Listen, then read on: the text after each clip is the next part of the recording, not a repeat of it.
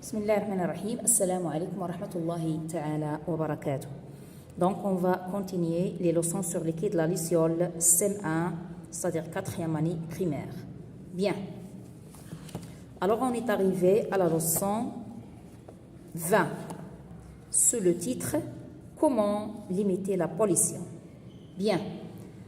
Alors, cette fiche va nous permettre d'approfondir la question de la pollution de l'air et de la pollution des sols. Bien. Je me demande, observe ces photographies, quels problèmes la population voisine risque-t-elle de rencontrer dans chaque cas? Regardez le premier cas, on a cimenterie. Ça veut dire c'est usine où se fabrique le ciment. Et pour la deuxième photo, vous avez décharge à ciel ouvert. Très bien. Alors, pour la photo 1, regardez très bien, à cause de la pollution de l'air, si vous voulez les fumées, vous voyez, la population peut avoir des maladies respiratoires. Pour la photo 2, à cause des déchets, la population risque de sentir des mauvaises odeurs. Bien. Alors, comment diminuer la pollution de l'air et la pollution des sols? Voilà la question posée.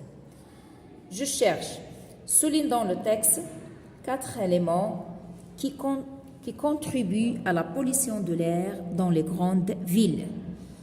La pollution de l'air dans les grandes villes. Dans certaines grandes villes, les usines poussent comme des champignons et peu d'entre elles respectent leur engagement environnemental. Ça vient de l'environnement. En plus de la pollution dont souffre la ville, il y a aussi le manque d'espace vert, la circulation trop importante des automobiles et des moyens de transport trop vieux. Donc, on va essayer de souligner ici les 4 éléments. C'est usine. Vous avez encore manque d'espace vert. Vous avez circulation trop importante des automobiles et des moyens de transport. Bien sûr, les moyens de transport trop vieux. L'autre problème, c'est que les moyens sont trop vieux. Voilà les 4 problèmes. Bien, cause. Troisièmement, entourons vers les comportements qui permettent de réduire la pollution de l'air parmi les 4 photos. Bicyclette, automobile, fumée, alors ici, plantation des arbres, etc. Bien.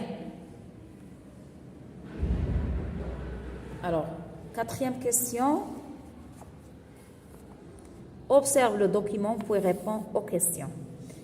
Les différentes solutions pour le traitement des déchets, vous avez le compostage, le recyclage, l'incinération, l'enfouissement. Alors, chaque définition, vous avez ici le compostage, ça veut dire les déchets organiques sont dégradés en terreau.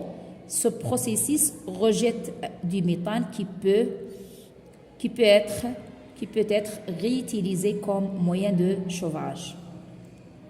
Pour le recyclage, certains déchets peuvent être transformés en nouveaux objets. Cela nécessite un tri des déchets et les usines de recyclage coûtent cher. Les déchets sont brûlés et les fumées rejetées sont traitées pour limiter au maximum la pollution de l'air. Les déchets sont enterrés et parfois restent à ciel ouvert. Ils dégagent des mauvaises odeurs et polluent les sols, notamment les nappes souterraines. Alors, premier point, la première question, c'est comment appelle-t-on la solution qui consiste à récupérer les déchets pour fabriquer de nouveaux objets. Et quel problème pose l'enfouissement des déchets? Que pourrait-on faire avec les déchets des décharges pour limiter la pollution? Et cinquièmement, on tourne vers ce qui permet de limiter la pollution des sols. Les 3 photos. Et vous avez une conclusion avec, ou bien une règle avec les mots-clés pollution, air, sol, déchets, usine et voiture. Bien. Voilà, on passe à la réponse écrite. Alors voilà, on a souligné usine, manque d'espace vert, circulation trop importante et moyens de transport trop vieux. Bien sûr, on tourne vers, ici, la question, on tourne vers les comportements qui permettent de réduire la pollution. Bien sûr, la première photo et la dernière photo qu'on va entourer. Puis, comment appelle-t-on la solution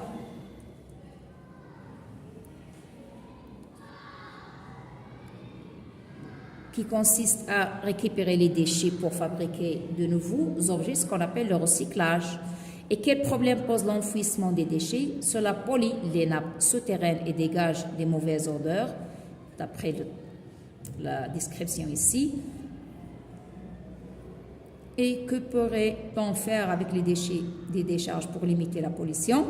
On pourrait incinérer ou recycler les déchets pour limiter la pollution. Et bien sûr, on va entourer en vert ici la dernière photo. Et voilà, la conclusion, c'est que pour diminuer la pollution de l'air, on peut se déplacer à pied ou en vélo. Il faut aussi réduire les gaz rejetés par les usines et les voitures. Pour diminuer la pollution des sols, on ne doit pas enterrer les déchets. Voilà pour cette leçon encore, qui se trouve sur les 2 pages 60 et 61.